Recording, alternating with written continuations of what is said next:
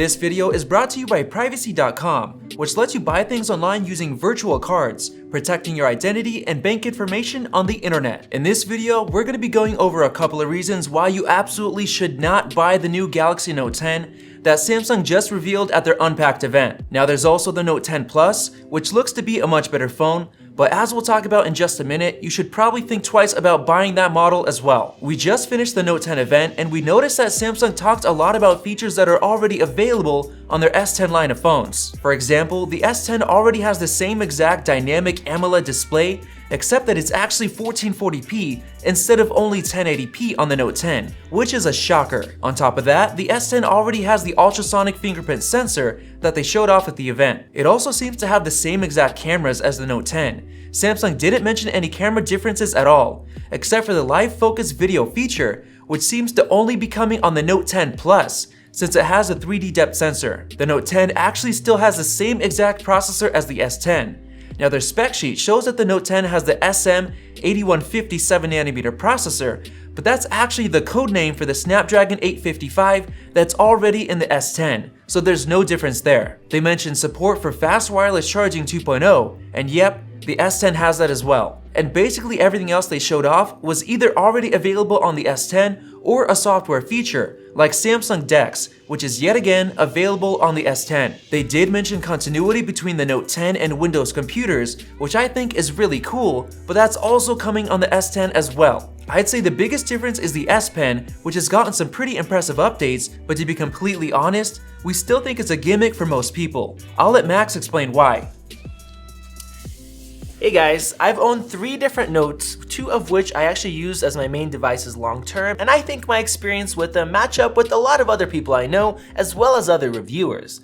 Whenever I got a new Note, I played around with the S Pen for a few days to a week, tried out the new features, and generally thought it was really cool. But after that, I ended up rarely using it, and long term, I didn't use it at all. If you've owned a Note, let me know your experience with the S Pen and how often you used it down in the comments below. I'd love to hear you guys' opinions. For the most part, I think people bought the Note devices because they wanted a bigger screen. But recently, Samsung has made their S series of phones have big screens as well, with the S10 Plus having a screen even bigger than the standard Note 10. So for most people, that's no longer a selling point. Alright, back to you, Vadim. So when you take a look at everything you get with the new Note 10 compared to the S10, it doesn't really seem worth it. The S10 has a higher resolution display, it actually comes with a headphone jack, which is scrapped on the Note 10, and the S10 comes with a micro SD card slot, which according to MKBHD is gone on the Note 10. So all in all, you really don't get much of anything new or very impressive on the Note 10. And seeing as the S10 has been around for a couple of months already, you can now find it for as low as $600 refurbished on Amazon with a warranty in the US. Or if you're fine with buying used, you can find one on Craigslist for even less than that, and those prices should be going down even more with the release on the new Note phones. So for those reasons, we recommend that you do not buy a Galaxy Note 10 and go buy a Galaxy S10 for much less cash and enjoy the better display, headphone jack, and micro SD card slot. Now let's talk about the Note 10 Plus, which is the star of the show. You got a larger 6.8-inch screen with 1440p resolution, a larger battery, the 3D depth camera for scanning objects and using live focus video mode, you get up to 512GB of storage with a micro SD card slot, and finally, you get 45-watt super fast charging if you buy the bricks separately. And even with all of that, the Note 10 Plus still feels a bit mediocre. The S10 Plus has the same great display, albeit not as large. You can actually get 1TB of storage on the S10 Plus with the ceramic model, which also comes with 12GB of RAM, just like the Note 10 Plus. The processors are yet again exactly the same, and the cameras are basically the same, except for lacking the 3D depth camera. And if you really want that, you can get the S10 5G, which comes with the 3D camera, 5G networking, and even larger battery than the Note 10 Plus. What I'm trying to say is that there really isn't that much new and special about even the plus size model. Of course, it's gonna be a great phone and a lot of people are gonna buy it, but it starts at $1,100 and it's not that much better than the S10 Plus, which you can find for much cheaper online or find used for even less. Now here's something else to think about. Apple's iPhone event is next month and they're coming out with new iPhones which will pack the upcoming A13 processor.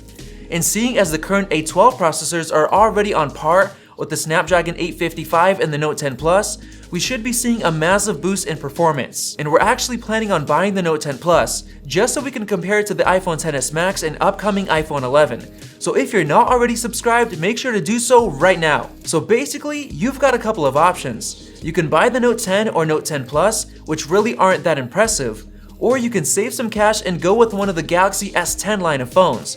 Or you can wait a month for Apple's iPhone 11. In a time where credit card data breaches seem to be the new norm, Privacy.com makes it extremely easy to use virtual cards to protect your identity and bank information completely free. Sign up at privacy.com/maxtech and you can quickly create virtual card numbers that are locked to whatever merchant you shop at, so even if it's hacked, they won't be able to use them elsewhere. You can even make one-time use cards, which are great for single payments, trials that require cards, and for sketchy sites. And you can set a variety of limits so you'll never be billed twice or upgraded to another service. Their Chrome extension makes it easy to use by auto-filling your card info, and unlike credit card companies, Privacy does not sell your data, but keeps it safe using military-grade encryption and is held to the same standards as banks. Not only is it completely free, but if you sign up today, they'll give you $5 to spend anywhere. So visit privacy.com/maxtech or use the link below to start keeping your banking info safe. Let us know your thoughts down in the comments below and make sure to tap that like button and check out those two videos right there. Thanks for watching and we'll see you in the next one.